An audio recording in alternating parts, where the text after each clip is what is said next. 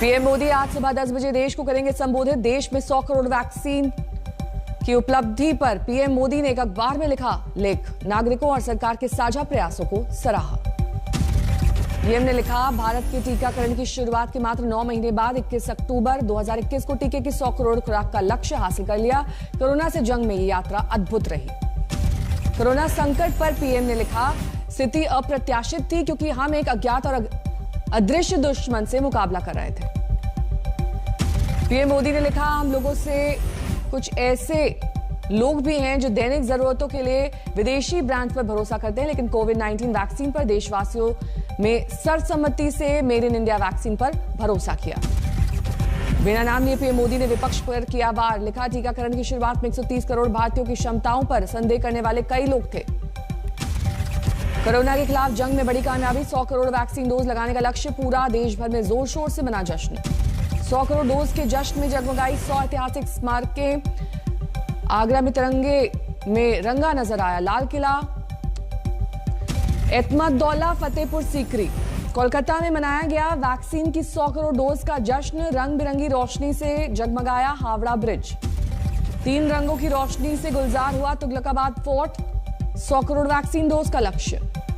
जम्मू कश्मीर में कोरोना के खिलाफ जंग में कामयाबी का जश्न। तिरंगे की रोशनी में नहाया पूरा महल।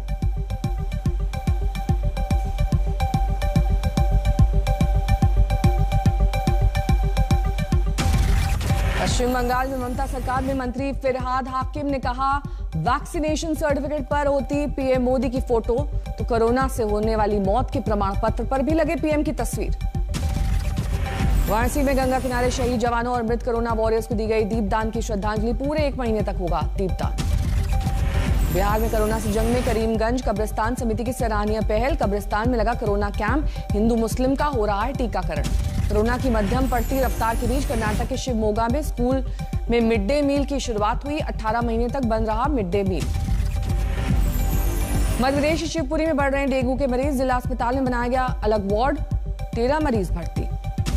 प्रयागराज में भी बढ़ रहे डेंगू के मामले। सरकारी अस्पतालों में डेंगू के 41 मरीज भर्ती। यूपी के जौनपुर में हुआ दर्दनाक हादसा। 2 मंजिला मकान धराशायी, 5 की मौत। 2 मंजिला मकान ढहने से 8 लोगों के घायल होने की खबर। घायलों में कुछ की हालत गंभीर। तेज धमाके के बाद ढहा मकान। लोगों को सिलेंडर ब्लास्ट का शक। तफ्तीश जारी। मुंबई में एनसीबी की टीम को मिली कामयाबी। एक ड्रग पेडलर चढ़ा हत्थे। एनसीबी दफ्तर में पूछताछ जारी। आर्यन ड्रग्स मामले में चंकी पांडे की बेटी अनन्या पांडे से आज फिर 11 बजे होगी एनसीबी दफ्तर में पूछताछ। गुरुवार को एनसीबी दफ्तर में अनन्या के साथ करीब 2 घंटे चला सवाल जवाब का सिलसिला। आर्यन खान की बचपन की दोस्त है अनन्या। एनसीबी को अनन्या पर आर्यन के साथ ड्रग्स पार्टी में आने जाने का शक। आर्यन की चार्ट में सामने आया अनन्या का नाम। 20 अक्टूबर को एनसीबी ने कोर्ट में पेश की थी आर्यन की चार्ट डिटेल्स। चार्ट में आर्यन खान और अनन्या पांडे के बीच ड्रग्स को लेकर बातचीत। गुरुवार को एनसीबी ने अनन्या पांडे के घर पर की छापेमारी। फोन किया जब्त। NCB zonal director Sameen Wankhede ने अनन्या से खुद की पूछताछ। पिता चंकी पांडे के साथ एनसीबी दफ्तर पहुंची अनन्या। मामले में के किरदारों को सामने लाने में जुटी है जांच एजेंसी। आर्यन खान केस में कस रहा है एनसीबी का शिकंजा। शाहरुख खान के घर मन्नत पहुंची जांच एजेंसी की टीम। एनसीबी ने शाहरुख खान के घर पर दिया नोटिस। आर्यन से जुड़े दस्तावेज और इलेक्ट्रॉनिक गैजेट्स की मांग।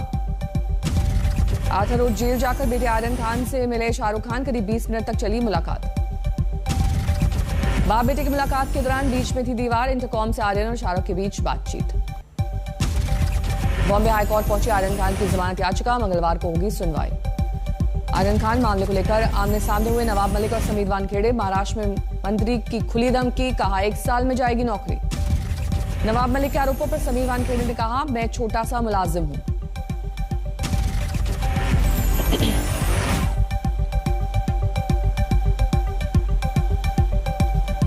मैं एक छोटा सा सरकारी मुलाजिम हूं, वो बहुत बड़े मंत्री है।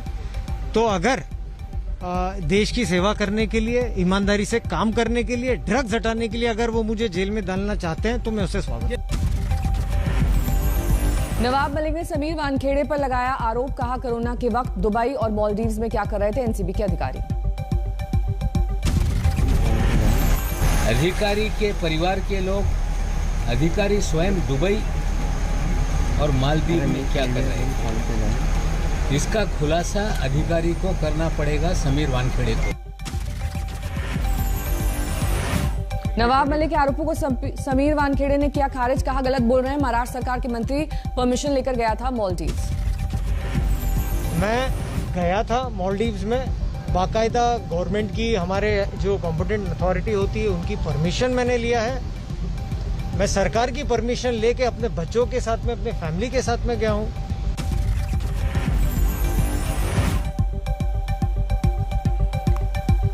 नवाब मलिक ने एनसीबी पर लगाया हजारों करोड़ की वसूली का आरोप, कहा जल्द करेंगे बेनकाब। नवाब मलिक के बयान पर गृह मंत्री दिलीप पाटिल ने कहा केंद्रीय जांच एजेंसी है एनसीबी, बिना सबूत आरोप लगा रहे हैं नवाब मलिक। पटना सिटी के एनएमसीएच अस्पताल में इलाज के दौरान बच्चे की मौत, परिजनों ने किया हंगामा। परिजनों का आरोप डॉक्टर्स की लापरवाही से गई मासूम की जान, अस्पताल में की तोड़फोड़, सुरक्षा गार्ड हुआ घायल। मध्य प्रदेश के श्योपुर में एक शख्स ने स्वास्थ्य अधिकारी से की मारपीट, बिना टीकाकरण कराए चाह रहा था वैक्सीनेशन सर्टिफिकेट, नहीं देने पर पीटा, केस दर्ज। यूपी के हापुड़ में मामूली सी बात पर 2 गुटों में चली गोली, जमकर हुआ पथराव, 6 से ज्यादा लोग घायल। नोएडा के सूरजपुर इलाके में पुलिस से मुठभेड़ में हत्या और लूट के आरोपी बदमाश को लगी गोली।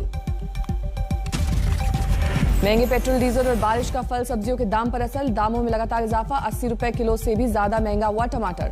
प्याज के दाम में बेतहाशा बढ़ोतरी, 50 रुपए किलो से ज्यादा है दाम, बीन्स 80 रुपए किलो के पार। मध्य प्रदेश के बालाघाट में पेट्रोल डीजल की कीमतें तोड़ रही हैं महंगाई का रिकॉर्ड, बालाघाट में 1 लीटर पेट्रोल के दाम 117 रुपए 82 पैसे।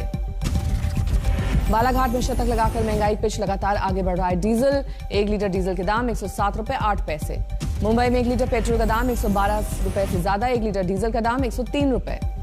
महंगाई को लेकर राहुल गांधी का केंद्र पर निशाना, बोले लोगों के साथ मजाक कर रही है मोदी सरकार। यूपी के मंत्री का अजीबोगरीब बयान, उपेंद्र तिवारी बोले पेट्रोल के दाम अभी भी कम, 95% लोग पेट्रोल इस्तेमाल ही नहीं करते। पेट्रोल और डीजल बिजली की सप्लाई सरकार कर रही है। आज चंद मुट्ठी भर लोग हैं जो 4 व्हीलर गाड़ियों से चलते हैं, जिनको पेट्रोल की उपयोगिता है। आज समाज के अंदर 95% लोग हैं जिनको पेट्रोल की आवश्यकता नहीं है। यूपी में कांग्रेस का बड़ा ऐलान, सरकार बनने पर इंटर पास लड़कियों को मिलेगा स्मार्टफोन, प्रियंका गांधी ने किया ट्वीट। आम आदमी पार्टी के सांसद संजय सिंह को पुलिस ने हिरासत में लिया, बिना इजाजत की तिरंगा यात्रा करने को लेकर कार्रवाई। मनी लॉन्ड्रिंग मामले में एनसीपी नेता एकनाथ खड़गे को बॉम्बे हाईकोर्ट से अंतरिम राहत, 1 हफ्ते में लेनी होगी जमानत। बांग्लादेश में हिंदुओं पर हो रहे हमलों को लेकर बीजेपी और टीएमसी में जुबानी जंग, सौगत राय ने मोदी सरकार पर लगाया मामले पर चुप्पी साधने का आरोप। पुरुलिया में बांग्लादेश के हिंदू मंदिरों में हो रही हिंसा के खिलाफ प्रदर्शन, मोमबत्ती जुलूस निकालकर जताया विरोध। बांग्लादेश हिंदुओं के खिलाफ भड़की हिंसा के लिए जिम्मेदार इकबाल हुसैन नाम का शख्स गिरफ्तार, सीसीटीवी में कैद हुई वारदात। पुलिस के मुताबिक कोमला के मंदिर में दुर्गा पूजा के दौरान इकबाल ने रखी थी पवित्र कुरान, तस्वीरों में कुरान के साथ नजर आया इकबाल। कांग्रेस के सवाल उठाने पर भड़के कैप्टन अमरिंदर सिंह, पूछा 14 साल तक बीजेपी के साथ रहने वाले सिद्धू को शामिल करना कैसी धर्मनिरपेक्षता। संघ प्रमुख मोहन भागवत ने किए रामलला के दर्शन, राम मंदिर निर्माण स्थल पर मानचित्र के जरिए समझी निर्माण प्रक्रिया। देश भर में मनाया जा रहा है पुलिस स्मृति दिवस, शहीद पुलिसकर्मियों को दी जा रही है श्रद्धांजलि। लखनऊ में शहीद पुलिसकर्मियों की शहादत पर स्मृति दिवस परेड, सीएम योगी हुए शामिल।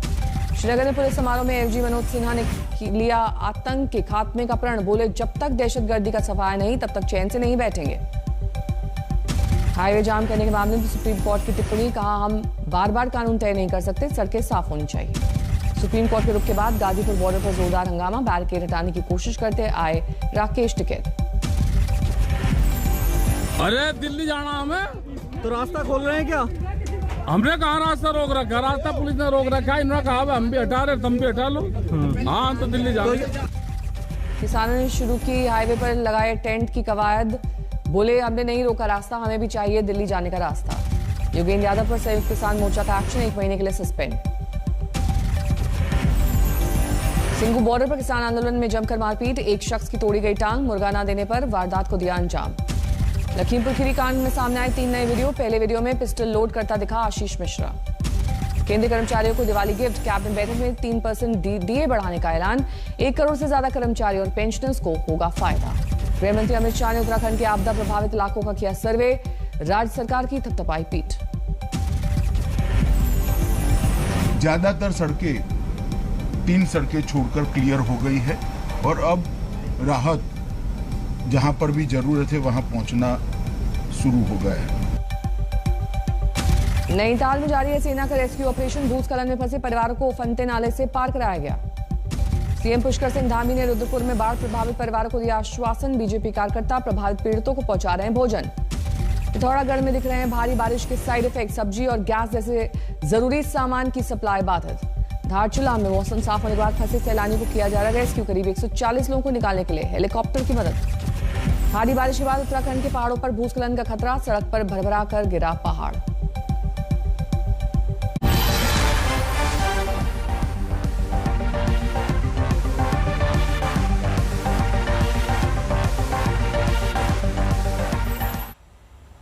पिछले हफ्ते बांग्लादेश में हिंदू मंदिरों और पूजा पंडालों पर हमले और हिंसा को लेकर बड़ा खुलासा हुआ है।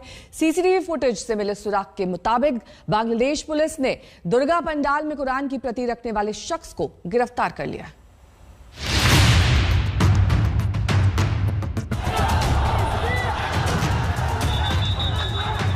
यह तस्वीर बांग्लादेश के कुमिला की है, जब एक मंदिर में कुरान के कथित अपमान पर मचा था बवाल।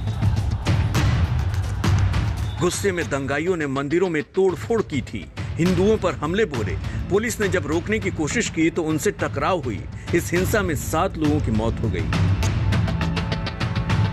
बवाल थमने के बाद बांग्लादेश पुलिस ने जो खुलासा किया है वो बेहद चौंकाने वाला है। पुलिस के मुताबिक सौहार्द बिगाड़ने के मकसद से पूरी साजिश रची गई थी और मंदिर में कुरान किसी हिंदू ने नहीं बल्कि इकबाल हुसैन नाम के एक मुस्लिम ने रखा था। यह तस्वीर इकबाल नाम के उसी आरोपी की है। बांग्लादेश की पुलिस साजिश की तह तक सीसीटीवी तस्वीर से पहुंची है। पुलिस के मुताबिक 12 अक्टूबर की रात 11 बजे इकबाल एक मस्जिद में गया था। कई घंटे बाद मस्जिद से इकबाल को कुरान की प्रति लेकर निकलते देखा गया। इसके बाद नानूर डीगी के दुर्गा पंडाल में कुरान रखकर चुपके से निकल गया। अगले रोज यानी 13 अक्टूबर दुर्गा पंडाल में कुरान की प्रति दिखने के बाद बवाल मच गया। गुरुवार रात करीब 10 बजे इकबाल को सुगंधा बीच इलाके से गिरफ्तार किया गया है। इकबाल के परिजनों के मुताबिक उसकी मानसिक हालत ठीक नहीं है और हो सकता है कि किसी ने उसकी मानसिक स्थिति का फायदा उठाते हुए कुरान के प्रति रखवाई हो। कमिला जिले में इस हिंसा के संबंध में अब तक 4 मामले दर्ज किए गए हैं और 41 लोगों को गिरफ्तार किया गया है। इनमें से 4 लोग इकबाल से जुड़े हुए हैं। शाहिद हुसैन खोखन, ढाका, आज तक। रुकना होगा यहाँ एक छोटे से ब्रेक के लिए। फौरन होंगे हाजिर कुछ और खबरों के साथ। आप बने रहिए हमारे साथ, देखते रहिए आज तक।